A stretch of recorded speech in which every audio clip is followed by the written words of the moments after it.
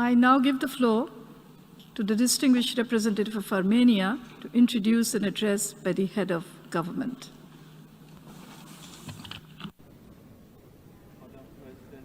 I have the honor to introduce the pre-recorded statement by His Excellency Nikol Pashinyan, the Prime Minister of the Republic of Armenia. Գլխավոր ասամբլեայի մեծարգո նախագահ Տիկնակ եւ պարոնայք, ուրախ եմ հերթական անգամ ուղերձով հանդես գալ միավորված ազգերի կազմակերպության գլխավոր ասամբլեայի նստաշրջանին։ Կցանկանայի նախ շնորհավորել պարոն Աբդուլլա Շահիդին գլխավոր ասամբլեայի նախագահի պաշտոնում ընտրվելու, ինչպես եւ պարոն Անտոնիո Գուտերեշին ՄԱԿ-ի գլխավոր քարտուղարի պաշտոնում վերընտրվելու առիթով։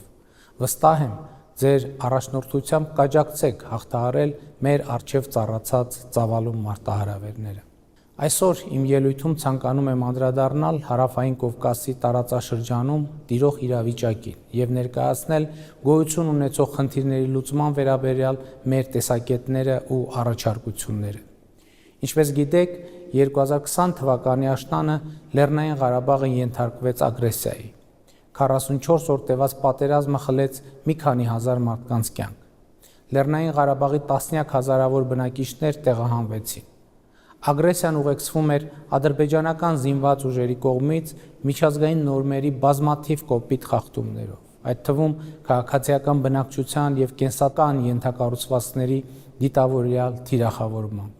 ռազմագերիների եւ քաղաքացիական պատանդների արտադատական մահապատիժներով, նրանց նկատմամբ իրականացված խոշտանգումներով եւ բազմաթիվ այլ փաստագրված հանցագործություններով։ Այս գործողությունների հետևանքով Լեռնային Ղարաբաղի այն հատվածներում, որոնք հայտնվել են Ադրբեջանի վերահսկողության ներքո, հայ ժողովուրդը ենթարկվել է ամբողջական էթնիկ զտման։ Ցավոք, միջազգային հանրությունը այս դեպքում եւս չկարողացավ կանխարգելել զանգվածային ոճրագործությունները։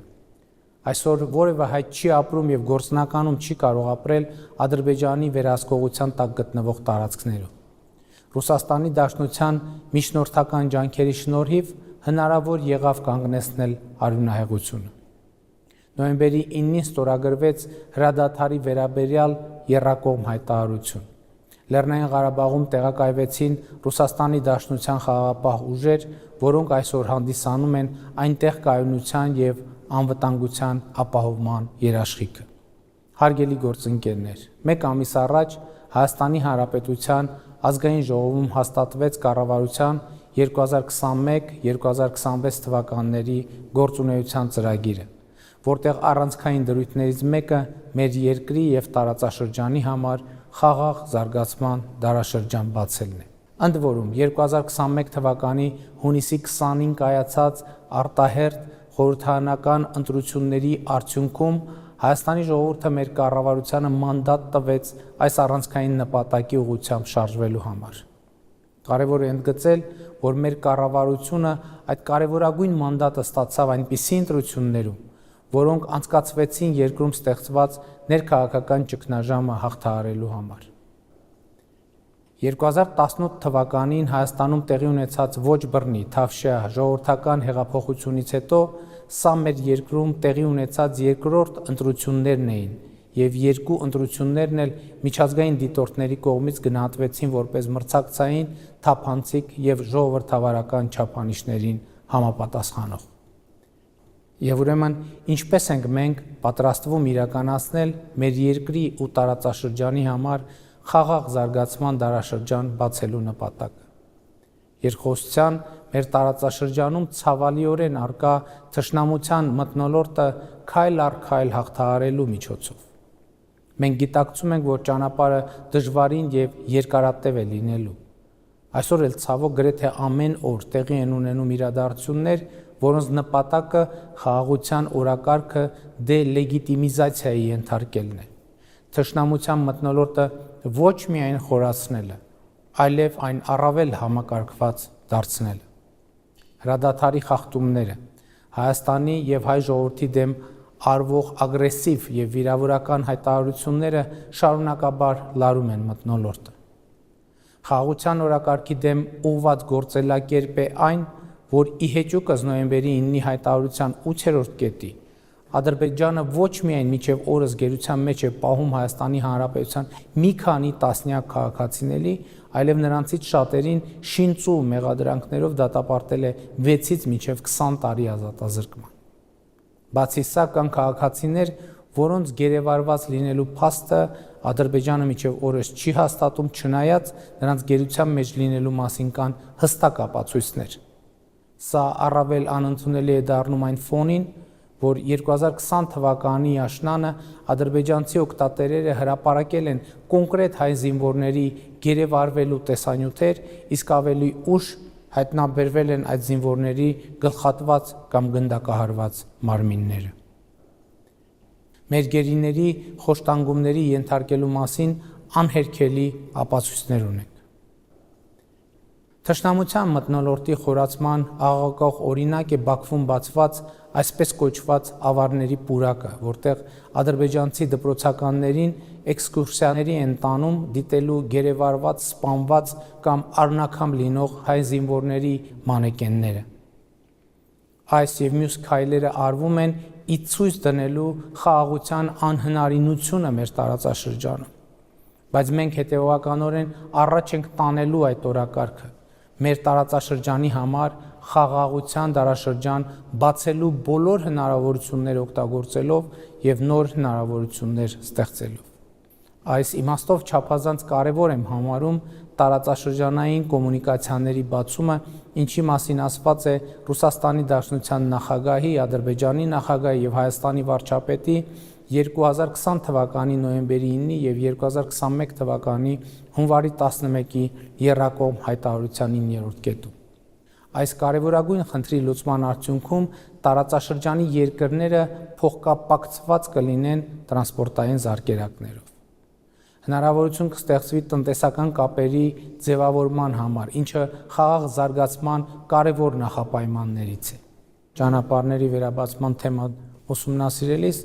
մենք պարզեցինք, որ տարբերակներ կան, որոնք տարածաշրջանային մեկուսացման եւ թշնամության մթնոլորտի արձանագրման նպատակ ունեն, բայց կան նաեւ այնպիսի տարբերակներ, որոնք ընդգծում են տարածաշրջանային փոխկապակցվածությունը եւ թշնամության մթնոլորտի քայլ առ քայլ հաղթահարման միջոց կարող են դառնալ։ Մենք հենց այս վերջին տարբերակի կողմնակից ենք։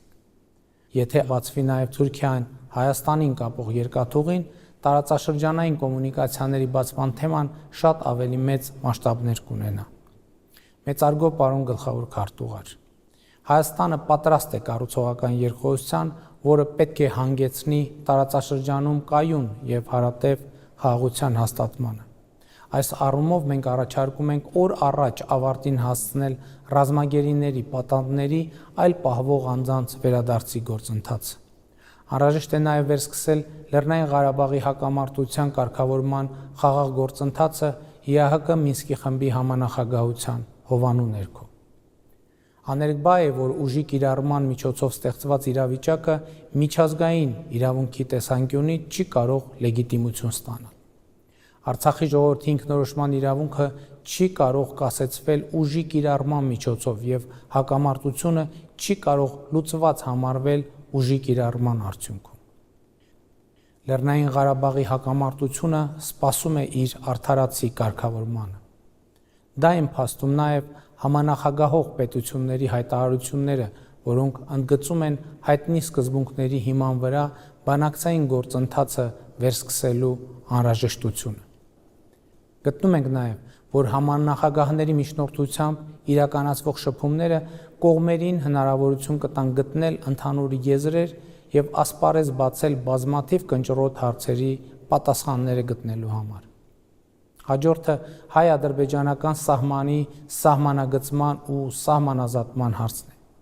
Ցավով պետք է արձանագրեմ, որ դժվար է պատկերացնել սահմանագծման գործընթացը այն պայմաններում, երբ գրեթե ամենօրյա պարբերականությամբ հայ-ադրբեջանական սահմանին հնչում են կրակոցներ եւ տեղի են ունենում տարաբնույթ սադրանքներ, այն պայմաններում, երբ Ադրբեջանի զինված ուժերի ստորաբաժանումները սույն թվականի մայիսի 12-ին Սոտ Խոզնավար հատվածում ներխուժել են Հայաստանի Հանրապետության ինքնիշխան տարածք։ Այս իրավիճակից դուրս գալու համար մենք առաջարկել ենք հետևյալ գործողությունները։ Նշված հատվածում թե Հայաստանի, թե Ադրբեջանի զինված ուժերը հայելային ետ են քաշվում խորհրդային ժամանակներից ժառանգած սահմանագծից, այդ սահմանագծի երկայնքով տեղակայվում են միջազգային դիտորդներ եւ միջազգային հովանու ներքո մեկնարկում ենք սահմանագծման եւ սահմանազատման աշխատանքները։ Մենք այս առաջարկը պատրաստ ենք կյանքի կոչել ցանկացած պահի։ Հարգելի գործընկերներ, ես իմ ելույթում անդրադարձա մեր երկրի եւ տարածաշրջանի համար կենսական նշանակություն ունեցող հարցերի, որոնք այսօր հրատապ լուծում եւ միջազգային հանրության սևեռուն ուշադրությունն են պահանջում։ Միևնույն ժամանակ, ավարտելով իմ ելույթը, ցանկանում եմ վերահաստատել, որ Հայաստանը, որպես միջազգային հանրության պատասխանատու անդամ եւ վստահելի գործընկեր, շարունակելու է իր ներդրումը բերել բազմակողմանի միջազգային իրավակարգի ամրապնդմանը, ՄԱԿ-ի կանոնադրության նպատակների ու սկզբունքների վրա հիմնված միջազգային համագործակցությանը, կայուն զարգացման խրախուսմանը ու մարդու հիմնարար իրավունքների պաշտպանությանը։ Մենք հավատարիմ ենք կառուցողական եւ ներառական երկխոսությանը մեր բոլոր գործընկերների հետ։ Հայաստանը պատրաստակամ է ամենայն ջանք գործադրել նպաստելու արդի գլոբալ այնպիսի մարտահրավերների հաղթահարմանը, ինչպիսիք են կլիմայի փոփոխությունը, COVID-19-ի համավարակը, միջազգային խաղաղության եւ անվտանգության կայուն զարգացման խնդիրները։